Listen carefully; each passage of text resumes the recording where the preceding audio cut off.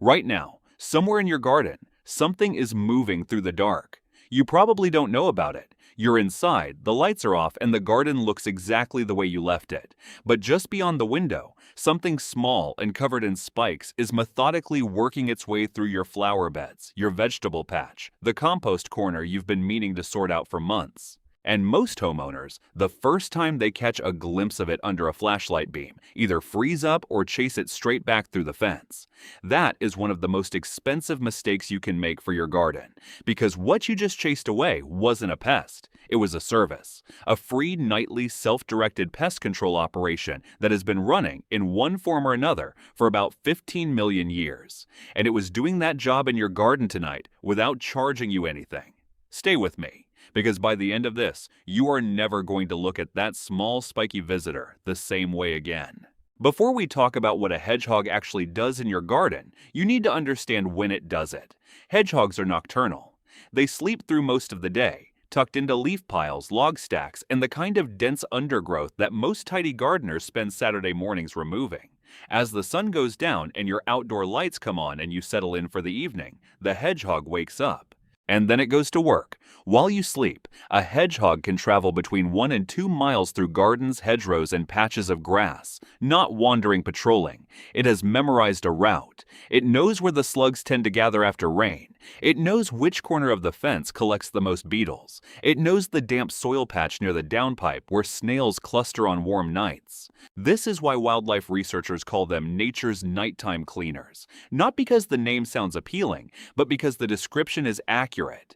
They move through an ecosystem after dark, consuming exactly the organisms that would otherwise consume your plants, and they do it with a thoroughness and consistency that no human gardener and no chemical product can match across an entire season.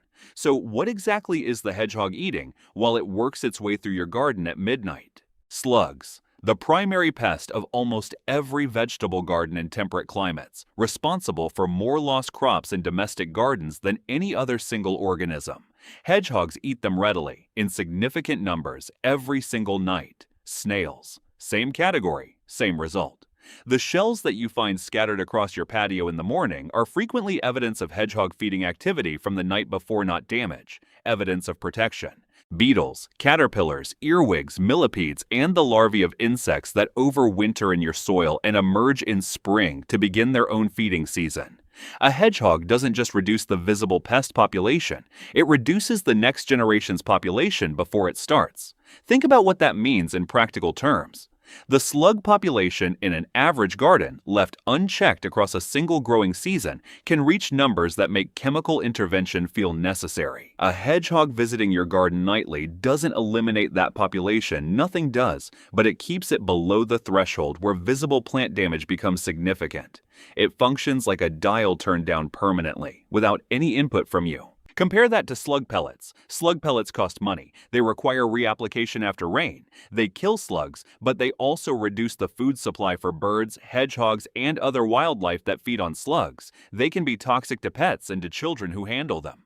And after the pellets, the slug population rebounds because the underlying conditions that produced it haven't changed. The hedgehog addresses the underlying condition every night, for free. Now let's talk about the thing everyone knows about hedgehogs and the part they don't. When threatened, a hedgehog rolls itself into a tight ball. Its head, legs, and underside disappear, and what remains is a sphere covered in between 5,000 and 7,000 individual spines, each one a modified hair shaft hardened with keratin, pointing outward in every direction at approximately the angle most likely to make a predator immediately regret the encounter.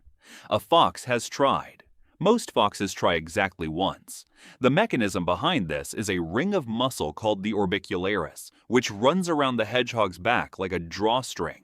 When it contracts, it pulls the entire body into the protective curl, tucking every soft surface safely inside a ball of spines that takes a sustained, coordinated effort to penetrate. But here's what most people believe, and what is entirely false.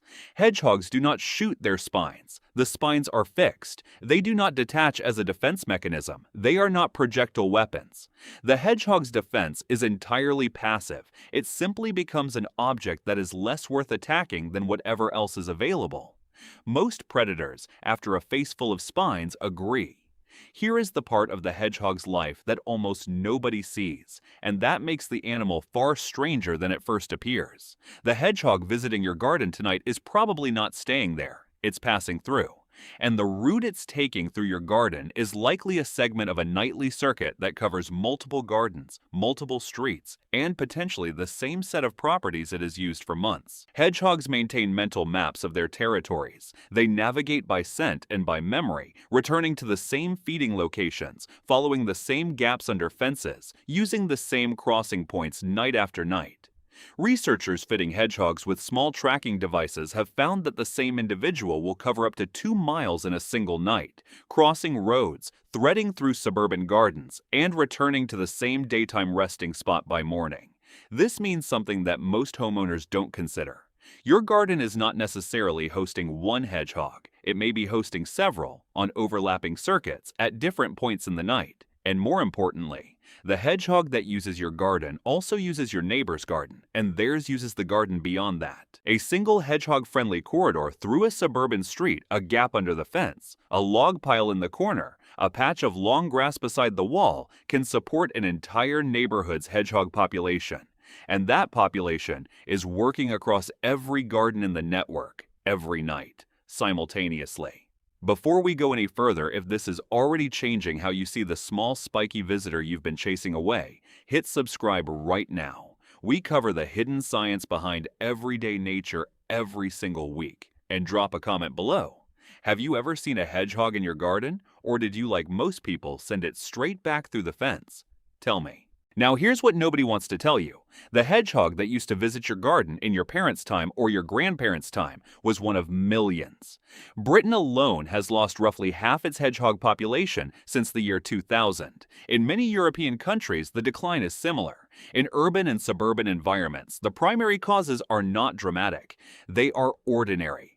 They are things that happen in gardens like yours by accident because nobody mentioned that they mattered. Roads kill hedgehogs in enormous numbers. They navigate by scent, not by speed awareness, and they instinctively curl when threatened rather than run, which does not work against a car. Pesticides reduce the slug and beetle populations that hedgehogs depend on, not dramatically enough to notice season to season, but enough to make a nightly route less worth traveling. And fences, solid, modern, well-maintained fences have fragmented the connected corridor network that hedgehog populations require to move, find mates, and maintain genetic diversity. A neighborhood where every garden has an unbroken perimeter fence is, from a hedgehog's perspective, an island. And this is where most homeowners are making serious mistakes without realizing it. Slug pellets. Every time you lay them, you are reducing the food supply of the animal that would otherwise be controlling your slugs for free. The pellets solve the immediate problem while making the long-term problem worse. Bonfire and brush pile burns. Hedgehogs choose exactly the kind of accumulated dead vegetation that most people tidy away or burn in autumn. Before you light anything, check it. Move it first. The animal inside it cannot run fast enough to escape a fire that builds from below. Robotic lawnmowers running at night. The market for these has grown significantly in the last decade. Their blades run at ankle height in the dark, in exactly the hours when hedgehogs are active, in exactly the terrain hedgehogs travel through. The injuries caused by nighttime robotic mowers have become a documented wildlife welfare concern. And sealed fences. The single most impactful thing most homeowners do, invisibly, without knowing what they've removed. A gap of 13 centimeters, about the size of a CD case under a fence panel, is enough for a hedgehog to pass through. Without it, the corridor closes. So here's what a garden that actually works with hedgehog behavior looks like. One gap under the fence. 13 centimeters. The cost is approximately zero. The impact on the hedgehog network is immediate. A shallow water dish, kept clean and refilled regularly. Hedgehogs can swim when necessary, but dehydrate faster than most people expect in warm months. A wild corner. A patch of garden a meter square is enough where leaves accumulate, logs sit undisturbed, and dense undergrowth is left alone through winter. This is where the hedgehog rests, where it overwinters, and where it will return if you leave it alone. No pesticides on slug control. Let the hedgehog manage it. If you find the results insufficient in the first season, you've been gardening without one for years. Compare that to gardening with one for a full season before deciding. And while we're here, The facts about this animal that most people never encounter: 5,000 to 7,000 spines, each lasting roughly a year before it's shed and replaced. The replacement process is called quilling, and it happens across a hedgehog's entire life, painless, regular, and completely invisible to anyone watching from the outside. A sense of smell so developed that hedgehogs can locate a beetle moving under 2 inches of soil. They don't hunt by sight.